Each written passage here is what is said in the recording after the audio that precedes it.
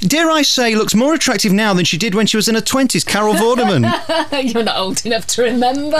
Is it the dieting? Is it the fitness? What makes you look so fit? I think I lost a lot of weight about 6 or 7 years ago, and I think, do you know what? In my 30s, my overriding memory of being in my 30s is that I was tired all the time because I had kids, young children, and you're thinking, oh God, and I've got this career and I've got to run this and I've got to look after my mother and I've got to do all of this. Whereas now in my 40s, it's sort of, bring it on, you know. Hey, I'm cool about this, and you think, well, I don't feel as though I'm not driven in any ambitious way anymore, and you know, it's the people I want to see, and if I have a 12-hour lunch, marvellous. You know, all of that kind of thing. And the people that I'm not particularly keen on, I don't bother with anymore. Whereas in your 20s, you have to go through all that night clubbing thing, the cattle market routine, you know, and I never really liked that. I did it, but I was never really into it. So, no, very happy. How can you help me then? Because I am a fatty and I need to lose weight. Not? Well, I am. I mean, there's larger portions. He isn't. He's fibbing. You haven't seen me without my clothes on. Now, don't tempt me. There's always a first. There is. And it really would make you vomit. I'm serious. But I mean, I need to lose a few pounds. Detox really is the thing. Oh, but really, do I have to eat cabbage for 9 weeks? What do you like eating? Are you sweet things? Well, I've only been doing this show a few weeks, so I'm staying in a hotel, so that's not good for a start. Oh, that's not good. The mini bar. Mini bar, full English breakfast. Oh, two of the worst things. You know Susie Dent, who's on Countdown, does dictionaries? Yeah. We stay at the same hotel in Leeds, and we've got into this terrible habit. We go, we just have one glass, darling. So we finish at 9:30, and then there's about 6 of us from Countdown go, and then you start nibbling and nibbling and nibbling, and have another glass, and then another bottle, and then another bottle. You really shouldn't be doing that, darling. Goodness me, now let's have another. And then I woke up one morning, I'd raided the minibar, drunk, and I woke up, of course, makeup all over the pillow, surrounded, you know those Celebrations chocolates? Yes. Everyone unwrapped and eaten, with these wrappers all over the bedclothes, and a little mini Mars bar stuck to my right thigh. And I thought, oh, God. Well, the worst one is when you go in these posh hotels and you sleep on the pillow and you lay on the mint that they put under your pillow, and you wake up and that's all over the bed. That's the worst one. So help me with this then. I mean, if you drink a minibar in a hotel, I know you're a rich lady, we're going to talk about that in a minute, but that's got to be at least 300 quid, hasn't it? Oh, it has. And that's only the water. Goodness me. It's a lot. So I pity you for that. So that's the problem, you see. Hotel, and then, of course, coming in to do people like you now. Yeah. And then you need to get onto the old sushi bars, you see. Oh, I can't. And take all those takeaways back to your room. The only thing I like out of water is a boiled egg. I got to tell you, I don't want anything fishy. Like fish? No. It's the smell and the look of it and the texture. Lovely. I can do tuna or salmon. I can do tuna or salmon. Nice tins. You can tell I'm a classy boy. So this detox thing that you're so fond of. I mean, does this mean I literally just have to eat cabbage for 4 months? Yes. Right. I think I'll stick to being a fatty, I think. No. It's that you basically avoid wheat and dairy, and meat, really. Those are the 3 key things. What's left? So you eat loads of things are left. So you have lots of kind of brown rice, and you have loads of vegetables and like roasted, or kind of Mediterranean foods, really. So you'd have lots of roasted veg with garlic and all sorts of different things, and you'd have curries, but there'd be vegetable curries, and you'd have big brown rice. You actually eat an awful lot of food, but it's just slightly different. But they don't supply it in hotels. No, and you can't make it in a kettle, can you? Not very well. But you can get miso soup, Japanese soup, you see. That's very low in calories, dried, and that's really nice. My eyes are glazing over now, Carol. But let's talk about this new book, and we're going to talk about it in detail in a moment from now, because you got this massive book of Sudoku. Yeah, drop it on the floor, see how heavy it is. I know. That is massive. It's almost as big as my piles, actually, to be honest with you. And this book, then, I mean, this is a phenomena, isn't it? Everybody loves this Sudoku. I know. What does it mean, for a start? It doesn't mean anything. Well, it does. It means the single number, but it's a made-up word. Right. Really. Yeah. I met a lady, the actual lady, who married Mr. Ernie Doku 27 years ago, and has had a real life. She lives in East London. She had a real life called Mrs. Sudoku for 27 years until this one. That's Poor fantastic. woman. I got her autograph. I got her to give me her autograph. Did she ask for yours? That's the thing. So she's the closest to the real thing. But Sudoku, it's very recent. It's in about the last 6 months that it's suddenly become a craze in the tabloids and so on. And I've written a book which is number 2 in the charts at the moment, How to Do Sudoku. So I put in all my tips and tricks and techniques, of how to do it, from easy to up to super difficult. And that's 200 puzzles in that one. And that's, gosh, I think we've sold 250,000 copies or 300,000 copies or something since then, since June. And everybody, now, I used to be stopped for detox, in the street. Oh, Carol, what are you eating that chocolate for? You're not allowed, or should I have this or shouldn't I have that? Now it's all Sudoku. Everywhere it's Sudoku. What I love is the fact that, on beaches, there have been more people doing number puzzles on beaches, British beaches this year, than reading those awful chick-lit novels, And it's just amazing. What is it? Why is it so popular? What is the key to developing something like this that you can make millions out of? I don't know. I mean, I didn't develop it. It was a puzzle that was, first of all, the original was made up about 150 years ago, but in New York they developed it to this stage. Then a Japanese guy bought a puzzle magazine in New York, took it to Japan, it became a craze there. Then a New Zealand judge called Court Judge, who's retired, bought a book in Japan because he couldn't read Japanese, so he bought one with numbers in.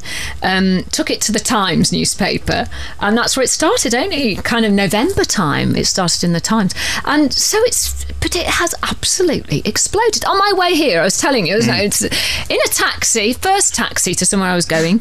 Taxi driver said, "Oh, I love that Sudoku," and my wife does it all the time, and we race again. And I rip pages out of her book. Got into this other place. Security guard, he's into it. Woman passing through, she wanted to know. Come in here, another taxi driver.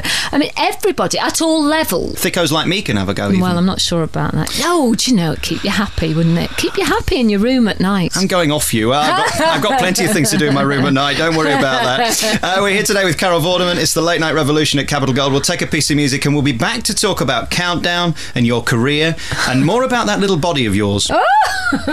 Carol Vorderman, thank you for not walking out, because that doesn't happen very often where people stay for the second part. Oh, do they? I didn't know there's a tradition in this. Normally by now they're halfway down the corridor. Yeah, but you've got my book in your hands. I'm not going to take it with me. Exactly. How much is this book, by the way? The new book is the massive book of Sudoku, and I put it together really as an ideal Christmas present because it weighs about half a ton, and it's got 400 puzzles in it and lots of tips and stuff. So it's the idea for anyone who's into it, like your dad or your mum. But the thing is, if you're not into it, what you can do, you see, is buy it somebody, drop it on the floor, and then stand on it to read a good book. You see? You could. There's an idea for those who don't like it. I hadn't thought of that. And you still get your fee. And I still get my fee. Right, let's go through a few things because we're running short of time already. We've got a ton to get to. Your career. I've never seen really anybody actively slagging you off in the press. People seem to like you, don't they? How have you managed that over so many years? Oh, threatening them. I didn't know whether bribes. Or sleeping with them. Oh, yes. I do live with someone who used to be an editor of a national newspaper. Ah, you see, people in places. No, it's not that. I do get slagged off a lot. I mean, I used to get slagged off all the time for what I wore. And there was one time about 5 years ago that if you went onto Google and you typed in mutton dressed as lamb, I beat Donatella Versace, I'll have you know. Well, there's a claim to fame. How personally do you take that? Because, I mean, you're a lady who really is above it all now. I mean, you're successful, you've got nothing to prove. If somebody was to say something, or I was to slag you off now, would it really bother you, or just think, well, that's your loss, you're a guy doing a radio show and I'm on the TV? No, to be honest, I have been slagged off, as most people in the public eye have been at some point or other, that it's water off a duck's back. It's only very occasionally when somebody makes it, if it's something about what you wear, I mean, who cares really? But if it's something about my family, then I'm really quite hurt or revengeful. Yeah, but as long as it's just about me, I don't care, really. You don't seem to get the vindictive stuff like the Vanessa Feltz get, do you? You don't seem to annoy people to where they want to go out and get you. They don't seem to be following you home like they do some of these celebrities. No, I suppose not. No. I mean, I do get it, though, because because everybody does, to be honest. And I just think when you do get it, you think, it's me this week, somebody else next week. You know, I can't take it to heart because I'm very lucky, and you know, having done Countdown for 23 years, how lucky am I? First job I ever had, I'm still doing it. You know, and it's unheard of. It is unheard of. What a fickle industry we all work in. You know, I mean, now 23 weeks is a miracle in TV, isn't it? Let alone 23 years. I know. It's like on television. They say, right, we're commissioning this series, you know, and usually if it's primetime series, like, it's a series and we're giving you 6 shows. Fantastic, big contract. Countdown is always booked for, right, how many? So that's Countdown. And the last 2 contracts have been like this. So how many shows am I signing up for? That's 1,250 programmes. And that's no joke. You know, that is the contract. You go, I'm signing to how many? 1,200. Marvellous. Think of a nicer way to live my life. How much rubbish do you turn down every day? Because you must get offered every reality show, every crap cable show. You must be offered so much rubbish. I mean, do you literally have a pile at the day where you just throw on the floor? Yeah, it's sifted out. I have one of my best friends. He has been my agent, manager, whatever. He's just a friend, really, for 18 years now, John. And John works and lives out of Bristol. And I'm doing some commuting to the office. He works at home. and it's really odd because I talk to John for about 3 hours a day. It drives everyone nuts. But we talk about everything. We don't talk about work, but he sifts everything out for me. That's what happens, yeah. So I don't see most of it. There was a point a few years back where you seemed to be on everything. I think. I did the joke on air, you know, 3 funny things happened to me today. I got laid, a politician answered my first question, and I saw a programme that Carol Vorderman wasn't on. I know, it was a bit ridiculous. And that kind of was the running joke for a while. Yes, now, did you back off deliberately from that, or did you just think, you know what, I'll take the money while it comes? Because this business doesn't always last. You see people who are huge. Dale Winton springs to mind, who 2 years ago was on everything, and now he's just doing the lottery show. Yes, he's very happy. So I saw him the other night, and he said, oh, darling, I'm just doing 2 series, doing lottery and Celebrity Fit Fat Club. Yeah, you'll have to do it a bit more camp and slightly higher voice. I can't do a good Dale. But what happened was, I was doing everything because I did think, I mean, I was being paid an awful lot of money, and you'd have been stupid not to have accepted the work. You'd have accepted Absolutely, it. I'm a complete whore. If you want to pay me now, I'll do anything for you. I fully admit this. I could be fired in 2 minutes. So I was whoring around for some time, accepting anything. And I did that, and then I was shattered. I was absolutely exhausted, and I wasn't seeing my children enough as I wanted to. So it was partly that, but also partly I wasn't being offered quite as many of the primetime shows. And then the kind of things that I used to do that I liked aren't being commissioned now. It tend to be a lot of reality shows on now. As you know, there aren't many presenter-led shows. No. And my thing is factual entertainment. So I'm not a performer like a Dale is, you know, or Scylla or whatever. I'm not a kind of a funny person who goes on, tells a few jokes and does all that kind of thing. But I like doing we sort of mixed in with facts and stuff. And those programmes aren't being made at the moment. So I'm just very happy doing what I'm doing. I've said on air before, and I don't know whether you agree, there seems to be a showbiz shortage at the moment. We've lost Barrymore, we've lost Scylla, there's Davina McCall, who's failing at the moment, sadly. Graham Norton's gone to the BBC, so Channel 4 have got nobody. I mean, there doesn't seem to be any big personality. Ant and Dec are huge, and they're lovely lads, and they are funny, and they've been together 15 years or so, or more. Well, they started in Byker Grove, didn't they? Byker Grove. So they've grown up together. Done all sorts of different things. So they might be new to my mum, but they're not new to the generation who were watching them 15 years ago. And they're great. And Tarrant, obviously. But yes, I suppose you're right, really. There's particularly a dearth of male presenters in their late 30s and 40s. There aren't many around. If you think of these, I think how many there are. There's Eamon. Yeah. And he's getting all the work for everything now, isn't he? Yeah.